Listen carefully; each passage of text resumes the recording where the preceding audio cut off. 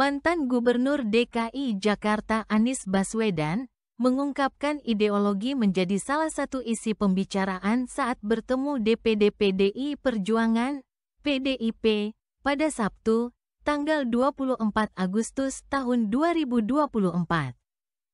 Anies bahkan diberi sejumlah buku tentang pemikiran Presiden pertama RI Soekarno atau Bung Karno. Buku itu diunggah Anies di laman Instagram pribadinya @AniesBaswedan. Ada buku berjudul Menangis dan Tertawa Bersama Rakyat Megawati dalam catatan wartawan, buku Bung Karno dengan judul Geopolitik Bung Karno, dan Bung Karno Islam dan Pancasila. Ibu Megawati menyampaikan pesan bahwa bicarakan hal-hal yang berdasar ini. Bicarakan hal-hal yang menyangkut ideologi ini dan itu kemudian disampaikan kepada saya dan di akhir saya diberi buku, kata Anies di kantor Posko Partai Buruh, Jalan Tebet Dalam, Jakarta Selatan. Minggu, tanggal 25 Agustus tahun 2024. Meski begitu, Anies menyatakan sudah banyak membaca buku sejenis sejak lama. Buku-buku seperti Di Bawah Bendera Revolusi sudah dibaca dari zaman kuliah, kata dia. Saat ini, Anies menyampaikan tengah mempelajari terlebih dulu bagaimana ideologi yang dipegang PDIP. Sehingga, pesan-pesan hasil pertemuan dengan DPD PDIP bisa dia pahami dengan baik. Sekarang saya belajar dulu deh, baca dulu, pelajari dulu, dan memastikan titipan pesan-pesan tadi saya bisa pahami dengan baik dan diskusikan dengan baik, ucapnya.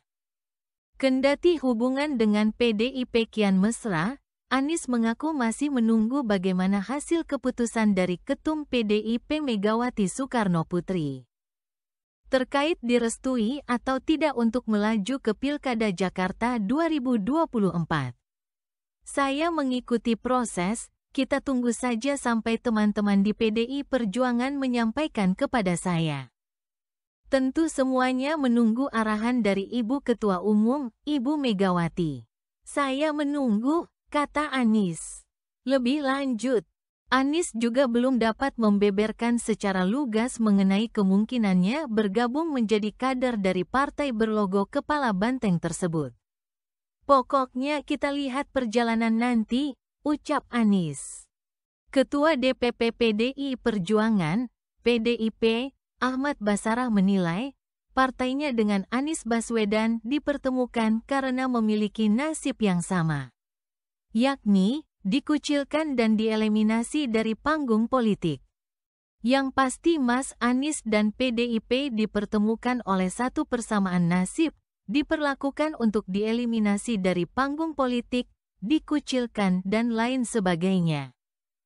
Sehingga kami sama-sama punya persamaan kehendak, kata Basarah, kepada wartawan di Nusa Dua Bali, Sabtu malam tanggal 24 Agustus tahun 2024.